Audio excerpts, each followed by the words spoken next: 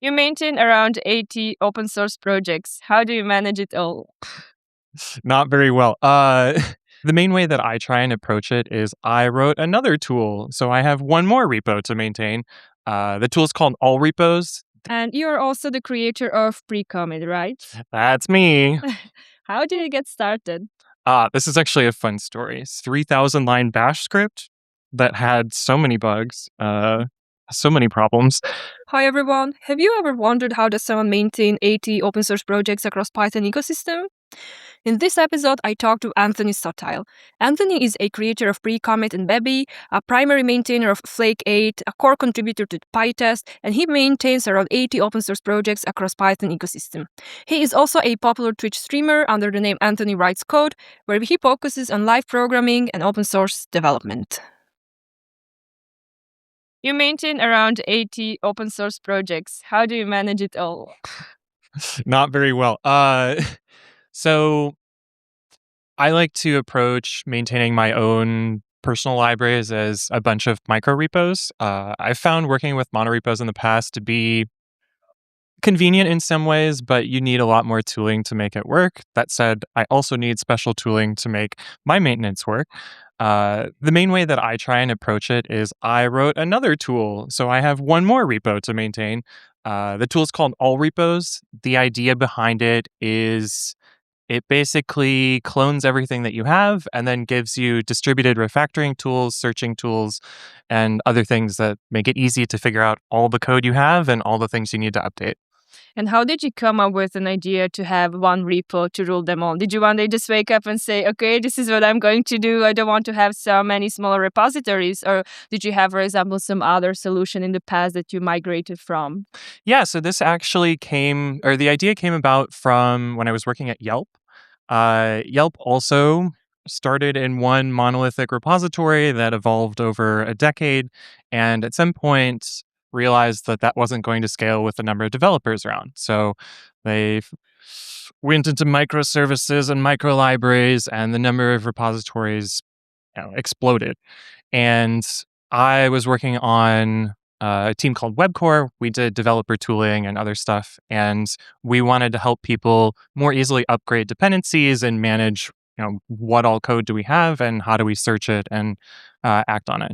So the all repos tool, the public one, is sort of a reimagination of a private tool, also by the same name at Yelp. And if I, for example, maintain 20 different projects, what are my options? Can I just fork your almighty repo, or are there any other tools that you would also recommend? So there's a few other tools in this space. I think there's like a shell script that some people use to just clone everything. But the cool thing about all repos is you just pip install it and set up a small configuration file, and you're basically ready to go. There's even a read-only mode where you don't need to do any special credential management. And yeah, works great for me. And does it work only with Python projects or with all languages? Works with all languages. So I use it to also manage the other programming languages that I write in as well.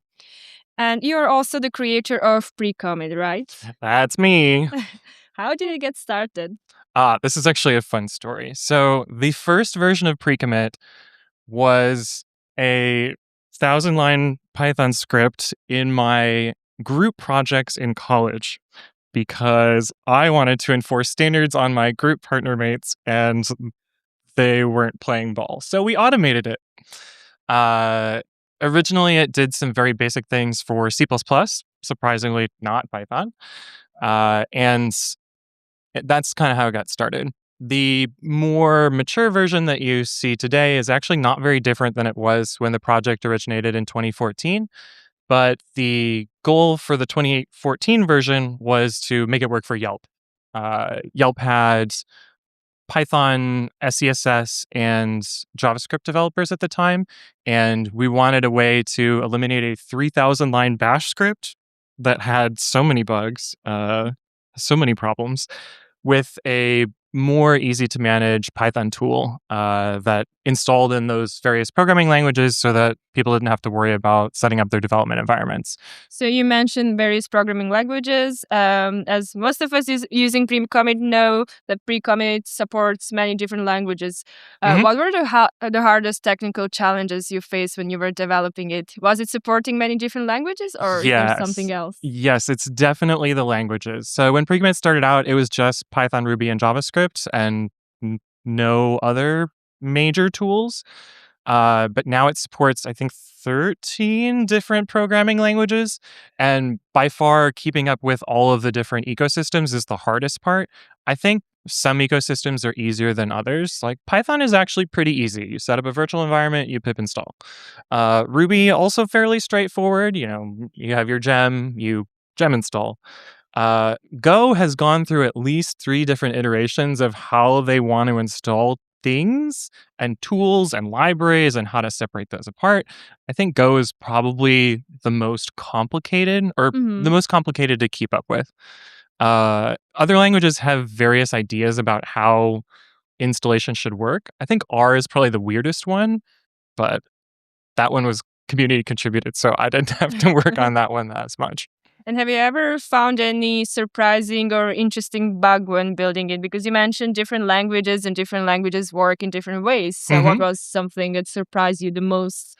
I've found so many bugs in so many programming languages from working on pre-commit and tools as well. I think I've reported at least 4 different bugs in Git. Uh, some of them Windows specific, some of them on particular versions of Mac OS, all sorts of strange bugs. I think probably the most surprising one was a breakage in NPM. Somehow it got through several layers of QA and released to the public, and then the first people to notice were somehow pre-commit users because by default it installs the latest node and the latest Hmm. npm if you don't have it available. And so people were flooding my issue tracker with why doesn't npm work? And it was a fun one to bisect, find the actual bug in npm, and then ultimately get it fixed. You're also recognized as a GitHub Star for open source contributions. What are your thoughts about funding and open source?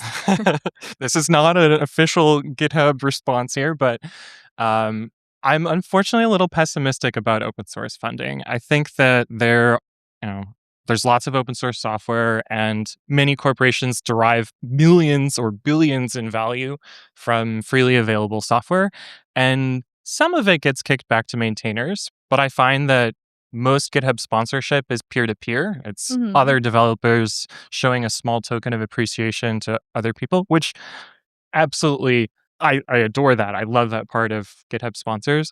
But I would love to see larger corporations step up and put more money where they're deriving value from. So you think that the most sustainable model would be basically the corporations funding other nonprofits standing behind those projects that would be then able to pay maintainers so they don't have to work in their free time and during Yeah, weekends? that would be awesome. That said, like the company I work for is Sentry, and Sentry goes really far in trying to fund open source maintainers. Mhm. Uh, there's some I forget the name of their campaign, but they're trying to get corporations on board in spending a significant chunk of money each year.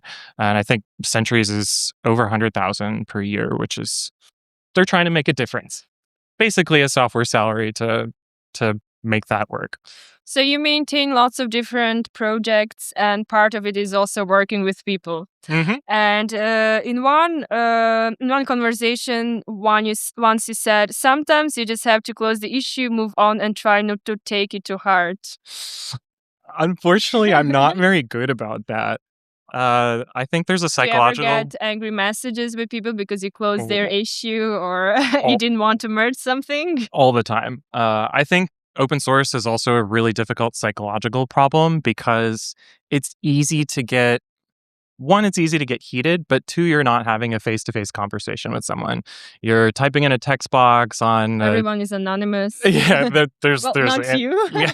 but other people creating issues. Yes, random user 123. You have no idea who they are. You don't know their background. You don't know what they're going through right now. Like maybe they're going through a breakup. Maybe they're having a hard time at work. Maybe they're just frustrated because they've been trying to get this thing working for 6 hours and this tool just isn't doing what I expect it to. And I'm not guiltless in this as well. Like there's certainly some aspect of, I'm busy with day-to-day life. Sometimes you can be short. Sometimes you just need to close the issue and walk away from the computer. And open source is not always sunshine and rainbows or fun. Yes. Honestly,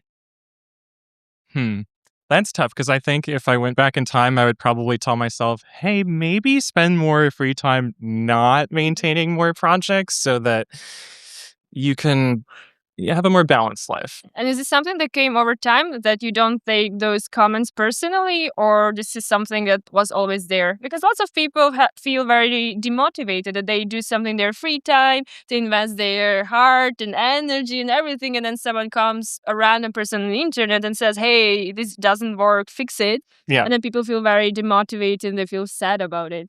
I think so, yeah. I think for me, like the other hard part is open source to me transitioned from being something where it was like, oh, I'm going to build this cool thing for me because I want to see it happen. It's going to make my life easier. I'll put it out there. People Maybe like share it it with others. People will like it. Maybe someone will like it. I mean, pre-commit, even like, I can't fathom how many people use it today. Because originally it was like, I have this problem. I'm going to solve it for me, the company I work for, and it's going to do what I want it to do. And at some point that shifted from me building things for myself to instead spending time supporting other people. And again, back to open source funding, supporting other people for free and getting very little kickback. Speaking of support, you said once that one of your favorite parts of open source is that if you offer help, people are usually receptive. What advice would you give to someone who would like to start contributing to open source? How do I find a project that's suitable for me? I love this question. This is one of my favorite things to answer on my YouTube and stream. I think it's the most common question I get as well. What I would recommend for new projects, if you want to get into open source, the first place to look is tools that you use and love. And I'm sure even the tools you use and love, once in a while, you'll find something where you're like, that's not quite how I would want it to work, or this thing could be better, or maybe you find a typo in a help message. Like it could be something extremely small or extremely large. Start with the projects that you know and love, though. And the other thing you can look for is in those projects, they will often have issues that are tagged like easy for newcomers or something that can help you get started and figure out, contributing and jumping in to fix something. Or it could be something as simple as triaging issues. I know the CPython project has official triagers, and we had a keynote earlier that was very helpful in giving that as another opportunity to contribute. And I think, finding bugs and seeing whether they still reproduce is a very valuable piece of maintenance that often is underappreciated or overlooked. And apart from being a maintainer, you're also a famous streamer on Twitch. I don't know that I would say famous, but we got a small community. Yes. And how did you start? Yeah, so starting on Twitch was originally a way for me to set aside time to work on open source. It was, I'm going to, start up my computer on a Saturday, set aside 4 hours of time that I was going to hack on open source, and I'll turn on a camera and see what happens. And maybe it would help me document it along the way. It quickly shifted from that. It turns out when you stream with a chat box, you quickly build a community, and less time on stream is spent actually programming, and more of it is just socializing. And so you accidentally became popular. yes, accidentally, yeah. Oops, I became yeah.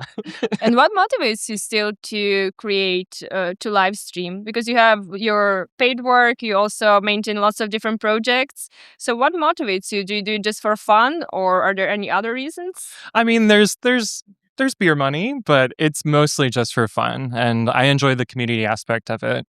Basically, been able to I don't want to say build up a following, but build up like a group of people that I recognize their names. They hang out and chat. You know, we we bond a little bit in that sort of parasocial way. So maybe not the best, but I basically do it for the community. I really enjoy that part of it. The other part is sometimes streaming also gives me other avenues to produce educational teaching content. Frequently get questions where it's something that I know, but I haven't written down anywhere, I haven't expressed somewhere, and being able to compartmentalize those and then stick them into a YouTube video where I can reuse that later to explain the same questions. Because turns out you get the same questions over and over. And has interacting with the community changed the way you design code or think about code, for example? I think in some ways, there's definitely some aspects where you're like, oh, this is something where, I get feature suggestions all the time from chat, but it's also something where it's like, okay, I know how I would use this tool.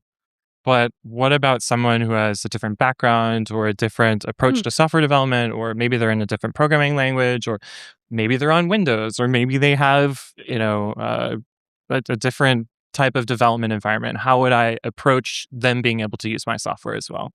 That said, I'm usually selfish and I'm just building it for myself, but sometimes the thoughts are there. Yeah, because different people have different perspectives, which you might not see. Of course. Or agree with, but Where can people find you on the internet if they would like to check out the videos you're streaming? What's the name of your channel? The easiest is to look for Anthony Writes Code. That's me on YouTube and Twitch. And I actually have mostly removed the rest of my social platforms. So I'm trying YouTube to be YouTube and Twitch. Yep, trying to be feed free right now. And so it's going well so far. Okay, thank you for coming. Yes, thank you for chatting. Appreciate it.